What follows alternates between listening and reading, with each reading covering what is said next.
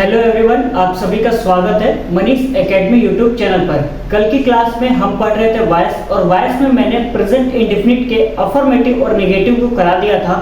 Negative के आज भी हम कुछ पैसिव वॉइस बनाना सीख लेंगे और कुछ इंट्रोगेटिव के भी बनाना सीख लेंगे, तब जाके हमारा जो प्रेजेंट इंडेफिनिट टेंस है वो हमारा खत्म हो जाएगा। ठीक है, देखिए एक्टिव से पैसिव बनाने के लिए टेंस काफी ज्यादा इंपॉर्टेंट होता है, क्योंकि यहाँ पे जो सेंटेंस लिखा हुआ है, जैसे लिखा हुआ है यहाँ पे खुशी डज नॉट हेल्प शालिनी, यहाँ पर ये कौन सा टेंस है यदि आप नहीं पहचान पाते हैं तो एक्टिव से पैसिव बनाने के लिए आपको काफी ज्यादा प्रॉब्लम क्रिएट होने वाला है। और जो रूल लिखवाया गया है एक्टिव से पैसिव कैसे बनाते हैं, सारे रूल मैंने बेसिक क्लास यानी 2 क्लासेस में करा दिया है। यदि आपने वीडियो नहीं देखा है तो उस वीडियो को देख लीजिएगा, प्लेलिस्ट बना हुआ है तो वहां पे आपको सारी क्लासेस मिल जाएगी। यदि 10th की क्लास करना चाहते हैं तो 22 से 23 क्लास में मैंने खत्म करा दिया है, तो उसको भी आप सभी वॉच कर लीजिएगा।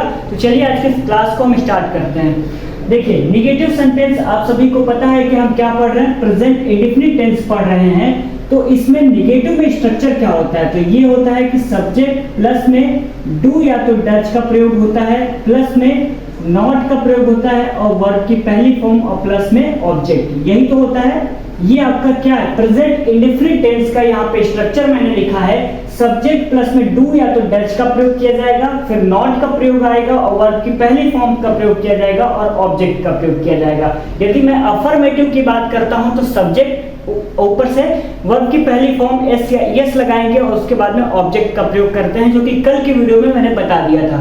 आज के इस लेक्चर में है सब्जेक्ट प्लस में डू या डज का प्रयोग करेंगे, नॉट का प्रयोग करेंगे, और वर्ब की पहली फॉर्म और प्लस में ऑब्जेक्ट आएगा। ठीक है, ये आपका एक्टिव वॉइस का स्ट्रक्चर है। किसका है, एक्टिव वॉइस का ये स्ट्रक्चर है। ठीक है, यदि हम इसको पैसिव वॉइस में चेंज करते हैं तो आप सभी को पता है कि क्या है, ऑब्जेक्ट को सब्जेक्ट बनाते हैं और सब्जेक्ट को ऑब्जेक्ट बनाते हैं, और ऑब्जेक्ट से पहले बाय का प्रयोग करते हैं, और पैसिव वॉइस बनाते समय हमेशा वर्ब की तीसरी फॉर्म का प्रयोग करते हैं। ये मैंने बता दिया था, क्लियर है आपको। तो चलिए इसका अब हम स्ट्रक्चर कैसे लिखते हैं, तो ऑब्जेक्ट को हम पहले लिखेंगे, क्या करेंगे, ऑब्जेक्ट डू या डज की जगह पे क्या लगाएंगे, इज एम आर का प्रयोग करेंगे, कल की क्लास में बताया था। उसके बाद में नॉट है तो हम सेम उतार देंगे। उसके बाद में वर्ब की तीसरी फॉर्म प्लस में बाय और प्लस में सब्जेक्ट, ये आपका क्या हो जाएगा, स्ट्रक्चर हो जाएगा। यानी ऑब्जेक्ट को मैंने सब्जेक्ट बना दिया है, डू या डज की जगह पे इज एम आर का प्रयोग किया जाएगा, क्योंकि मैंने आपको बताया था कि यदि आपका active voice present indefinite tense में है तो वहां पर पैसिव वॉइस बनाते समय वर्ब कौन सा लगाएंगे, हेल्पिंग वर्ब, तो इज एम आर का प्रयोग करेंगे। और ये आपका जो यहाँ पे सेंटेंस लिखा हुआ है खुशी डज नॉट हेल्प शालिनी, ये आपका जो एक्टिव वॉइस है वो आपका किसमें है, प्रेजेंट इंडेफिनिट में। तो जब हम चेंज करेंगे पैसिव वॉइस में तो क्या हेल्पिंग वर्ब लगाएंगे, इज एम आर का प्रयोग करेंगे। तो हमने वही लिखा है, ऑब्जेक्ट के बाद इज एम आर का प्रयोग करेंगे। नॉट दिया हुआ है तो नॉट सेम उतारेंगे, और वर्ब की पहली फॉर्म था तो जब हम पैसिव वॉइस में चेंज करेंगे तो वर्ब की तीसरी फॉर्म लगाएंगे और बाय का प्रयोग करेंगे, और फिर क्या करेंगे, सब्जेक्ट लिखेंगे।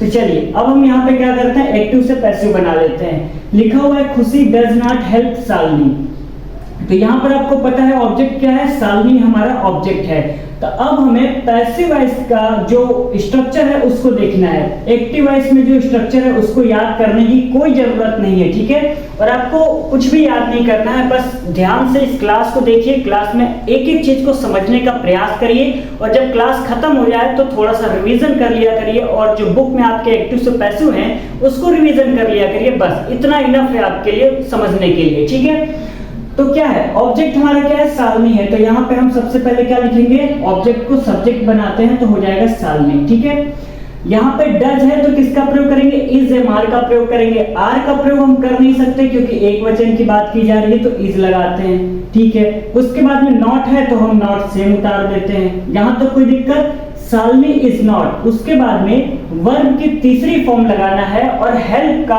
तीसरी फॉर्म क्या होता है, यदि याद है तो बहुत अच्छी बात है, और नहीं याद है तो याद कर लीजिए, क्योंकि आपको टेंस में भी वर्ब की तीसरी फॉर्म प्रयोग होने वाली है, और एक्टिव से पैसिव बनाएंगे तो भी आपको वर्ब की तीसरी फॉर्म प्रयोग होने वाली है। यदि मान लेते हैं कि एक्टिव से पैसिव जो एग्जाम में आ जाता है और आएगा ही आएगा, तो वहां पर वर्ब की तीसरी फॉर्म आपको याद नहीं रहेगी, तो वहां पे आप कैसे बनाएंगे, नहीं बना पाएंगे ना। तो इससे अच्छा है कि वर्ब की तीसरी फॉर्म याद कर ले, वरना आप पेपर में क्वेश्चन गलत करके आएंगे।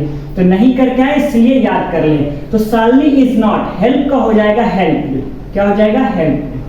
तो हेल्प, उसके बाद में किसका प्रयोग करेंगे, बाय का यूज करेंगे, और उसके बाद में सब्जेक्ट हमारा क्या है, खुशी, इसको हम क्या बना देते हैं, ऑब्जेक्ट बना देते हैं। क्या बना देते हैं, ऑब्जेक्ट। ये आपका जो है मतलब पैसिव वॉइस है वो कंप्लीट हो गया है। एक्टिव में क्या दिया था, खुशी डज नॉट हेल्प शालिनी, आपका एक्टिव वॉइस था। जब इसको पैसिव वॉइस में चेंज करेंगे तो शालिनी हमारा क्या ऑब्जेक्ट था, उसको मैंने सब्जेक्ट बना दिया, तो यहाँ पे लिखा शालिनी। डज की जगह पे मैंने इज का प्रयोग किया है, नॉट को मैंने सेम उतारा है, हेल्प का तीसरी फॉर्म होता है हेल्प, और उसके बाद में वर्ब की तीसरी फॉर्म के बाद क्या प्रयोग करेंगे, बाय, तो यहाँ बाय लिखा, और उसके बाद यहाँ सब्जेक्ट था, उसको ऑब्जेक्ट बना दिया खुशी। तो दूसरा आप बना लेंगे कि नहीं बना पाएंगे, बना लेंगे, कोई दिक्कत नहीं आनी चाहिए, क्योंकि मैंने ऑलरेडी स्ट्रक्चर लिखवा दिया है। यदि आपको थोड़ी सी भी प्रॉब्लम होती है तो बेसिक क्लास को कंप्लीट कर लीजिए, आपको क्लियर समझ में आ जाएगा। ठीक है, देखिए यहां पर क्या है लिखा हुआ, he does not do his work, ये आपका एक्टिव वॉइस है। जब इसको हम पैसिव वॉइस में चेंज करेंगे तो कैसे करते हैं, इसमें आपका ऑब्जेक्ट क्या है, हिज वर्क, तो इसको हम पहले लिख लेते हैं हिज वर्क। ठीक है, हिज वर्क। इसके बाद क्या लगाएंगे, इज, एम, आर, तीनों में से कोई एक प्रयोग करना है तो हम एक प्रयोग कर लेते हैं, हिज वर्क इज। उसके बाद में नॉट का प्रयोग करना है तो नॉट लिख लेते हैं। उसके बाद किसका प्रयोग करेंगे, वर्क की तीसरी फॉर्म का प्रयोग करना है, तो डू का तीसरी फॉर्म क्या होता है, डन होता है। क्या होता है, डन। उसके बाद में बाय का प्रयोग करना है तो बाय लगा लेते हैं, और यहाँ पे क्या आया है, ही आया है। कुछ स्टूडेंट क्या करते हैं कि जो सब्जेक्ट में हमारा ही दिया हुआ है ना, यानी एक्टिव वॉइस की बात कर रहे हैं, एक्टिव वॉइस में यदि ही दिया हुआ है तो जब उसको हम पैसिव वॉइस में चेंज करेंगे तो वहां पे बाय हिम का प्रयोग करेंगे। किसका प्रयोग करेंगे, बाय हिम का। लेकिन कुछ स्टूडेंट ऐसे करते हैं कि ही लिखा है तो ही का ही लिख देते हैं। यहां पर यदि मैं सी लिखता हूं, SHEC, तो क्या करते हैं स्टूडेंट, यहां पर भी सी लिख देते हैं। तो ऐसा है, हर एक चीज गलत है, लेकिन छोटी छोटी जो पॉइंट है ना उसको याद जरूर रखिएगा, क्योंकि यही एग्जाम में आप गलत करके आते हैं। ध्यान नहीं देंगे तो गलत तो होगा ही होगा। यहाँ पे ही है तो उसको हम चेंज करके क्या लिखेंगे, हिम कर देंगे। क्या करेंगे, हिम कर देंगे। यदि यहाँ पर हम लिख देते हैं यू, क्या लिख देते हैं, YOU, यू लिख देते हैं, तो यू को किस में चेंज करते हैं, यू में चेंज करते हैं। यदि आपको रूल नहीं पता है तो पहले क्लास में मैंने ये सारे रूल लिखवाया हुआ है, वहां से आप देख लीजिएगा। तीसरा लिखा हुआ Amit does not eat food, ये आपका किस में है, एक्टिव वॉइस में है। तो जब इसको हम पैसिव वॉइस में चेंज करेंगे तो कैसे करेंगे देख लेते हैं। यहां पर क्या है, Amit does not eat food, तो यहाँ पे ऑब्जेक्ट क्या है, फूड, तो लिख लेते हैं फूड। उसके बाद में डज है तो यहाँ पे इज लगाएंगे, नॉट है तो सेम उतार देंगे। ईट का थर्ड फॉर्म क्या होता है, ईटेन होता है, और बाय अमित, ये आपका कंप्लीट हो गया। ठीक है, और ये जो लास्ट है इसको आप सभी होमवर्क में नोट कर लीजिएगा। इसको आप सभी कमेंट करके बताएंगे कि इसका पैसिव वॉइस क्या बनेगा। I do not eat the food, ये एक्टिव वॉइस में दिया हुआ है, तो आप सभी इसको होमवर्क में यानी कमेंट सेक्शन में बताएंगे कि पैसिव वॉइस इसका क्या बनेगा। ठीक है, चलिए अब हम बात कर लेते हैं इंट्रोगेटिव सेंटेंस का। तो इसमें आपका एक्टिव में स्ट्रक्चर देख लेते हैं। सबसे पहले एक्टिव की बात करेंगे, किसका, एक्टिव का बात करेंगे तो स्ट्रक्चर हो जाएगा डू या तो डज आएगा, उसके बाद में क्या आएगा, सब्जेक्ट आएगा, उसके बाद में नॉट, उसके बाद में वर्ब की पहली फॉर्म और प्लस में ऑब्जेक्ट, लास्ट में क्वेश्चन मार्क। यदि हम पैसिव वॉइस की बात करते हैं तो डू या डज की जगह पे क्या प्रयोग करेंगे, इज, एम, आर का प्रयोग करेंगे। ठीक है, उसके बाद में किसका प्रयोग करेंगे, अब तक तो याद हो गया होगा ना, ऑब्जेक्ट का प्रयोग करेंगे। ठीक है, किसका प्रयोग करेंगे, ऑब्जेक्ट का, तो लिखेंगे ऑब्जेक्ट। उसके बाद में यदि नॉट आता है तो लगाइएगा, नहीं आता है तो क्या करेंगे, उसको स्किप कर देंगे यानी हटा देंगे। तो इज, एम, आर प्लस में ऑब्जेक्ट प्लस में नॉट, उसके बाद में वर्ब की तीसरी फॉर्म प्लस में बाय, उसके बाद में क्या लिखेंगे, सब्जेक्ट, और लास्ट में क्वेश्चन मार्क। यदि आपको यहाँ पे नहीं दिख रहा है तो मैं आपको बता दे रहा हूँ। देखिए हम पढ़ रहे हैं प्रेजेंट इंडेफिनिट का एक्टिव से पैसिव पढ़ रहे हैं, तो आपको प्रेजेंट इंडेफिनिट का इंट्रोगेटिव का तो स्ट्रक्चर याद होना चाहिए। ठीक है, क्यों याद होना चाहिए, क्योंकि ऑलरेडी आपने टेंस पढ़ रखा है, और टेंस जब पढ़ा था तो आपने, मैंने बताया था ना, प्रेजेंट इंडेफिनिट टेंस का अफर्मेटिव का स्ट्रक्चर, नेगेटिव का, इंट्रोगेटिव का, सभी का स्ट्रक्चर बता रखा है, तो कोई दिक्कत तो है नहीं। एक्टिव में आपका स्ट्रक्चर सेम ही होगा, डू या डज का प्रयोग होगा, उसके बाद सब्जेक्ट, उसके बाद नॉट, उसके बाद वर्ब की पहली फॉर्म प्लस में ऑब्जेक्ट, लास्ट में क्वेश्चन मार्क। यदि जब हम इसको पैसिव वॉइस में चेंज करेंगे तो डू या डज की जगह पे इज, एम, आर का प्रयोग कर देंगे, ऑब्जेक्ट को हम पहले लिख देंगे, उसके बाद में नॉट आएगा तो लगाइएगा, और नहीं आता है तो उसको हटा देना है।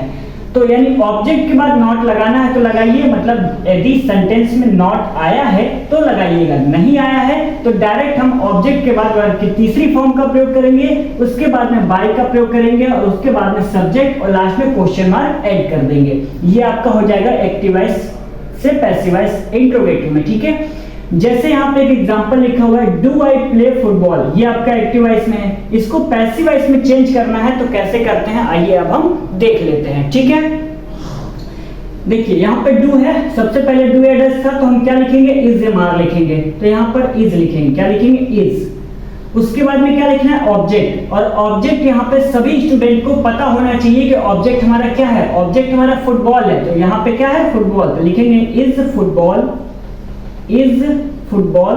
उसके बाद में नॉट लगाएंगे। क्या यहाँ पे एक्टिव वॉइस के सेंटेंस में आपको नॉट दिखाई दे रहा है, डू आई प्ले फुटबॉल नहीं दिखाई दे रहा है, तो क्या करेंगे, नॉट को हम स्किप कर देंगे। ऑब्जेक्ट के बाद अब क्या दिख रहा है, वर्ब की तीसरी फॉर्म, तो लिखेंगे इज फुटबॉल, और प्ले का थर्ड फॉर्म क्या होता है, प्लेड, क्या होता है, प्लेड। उसके बाद में बाय का प्रयोग करेंगे।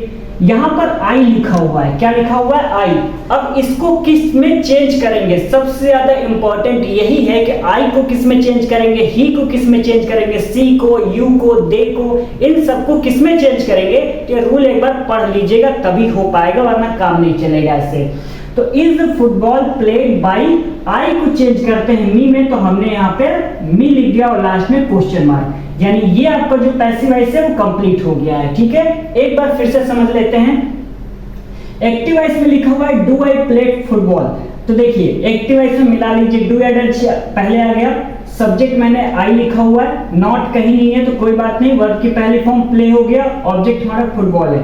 यानी एक्टिव वॉइस में स्ट्रक्चर आपको नहीं याद रखना है, एक्टिव वॉइस में आपको पैसिव वाला स्ट्रक्चर याद रखना है। ठीक है, यदि आप स्ट्रक्चर नहीं याद करना चाहते हैं तो सिंपल सी बात है कि आप टेंस बिल्कुल क्लियर कर लीजिए, यानी इंट्रोगेटिव, अफर्मेटिव, नेगेटिव का जो स्ट्रक्चर है वो बिल्कुल कंप्लीट कर लीजिए, और एक्टिव से पैसिव बनाने के जो रूल है ना, जो पहले क्लास में दूसरे क्लास में समझाया गया उसको क्लियर कर लीजिए, तब आपको क्या है, इतने सारे स्ट्रक्चर याद करने की बिल्कुल भी जरूरत ही नहीं पड़ेगी। ठीक है, डू एडल्ट की जगह पे मैंने क्या लिखा, इज लिखा। उसके बाद में ऑब्जेक्ट हमारा क्या है, फुटबॉल, तो मैंने फुटबॉल लिख दिया, तो इज फुटबॉल। उसके बाद में नॉट नहीं आया है तो मैंने हटा दिया है।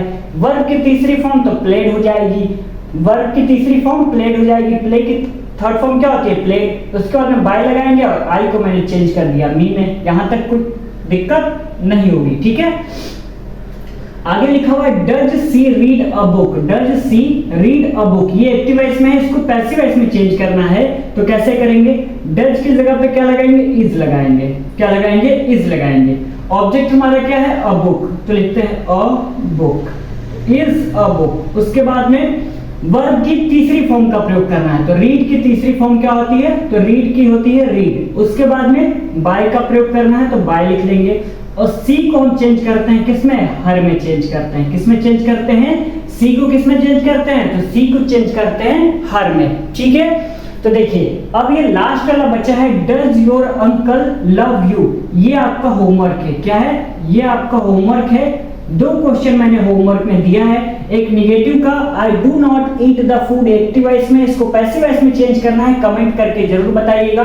दूसरा लिखा हुआ है does your uncle love you, active voice है, जो कि इंटरोगेटिव क्या है, इसको भी होमवर्क यानी आप कमेंट सेक्शन में बताएंगे कि एक्टिव से पैसिव ये कैसे बनेगा। तो आज की इस क्लास में बस इतना ही। यदि वीडियो आपको पसंद आया होगा तो एक लाइक कर दीजिएगा, अपने दोस्तों में इस वीडियो को शेयर कर सकते हैं। यहाँ पर आपको क्लास 12th के लिए इंग्लिश मीडियम में बायोलॉजी की क्लास अपलोड की जाती है, और मैथ की क्लास 9th 10th और 11th और 12th के लिए केमिस्ट्री की क्लास अपलोड की जाती है, तो आप सभी उस वीडियो को भी देख सकते हैं। प्लेलिस्ट चेक करना है तो सभी जो क्लासेस हैं उनके प्लेलिस्ट अलग अलग बने हुए हैं, तो उन सभी को चेकआउट कर लीजिएगा, आपको सारे क्लासेस मिल जाएंगे। ठीक है, तो मिलते हैं कल के लेक्चर में, तब तक के लिए बहुत बहुत धन्यवाद।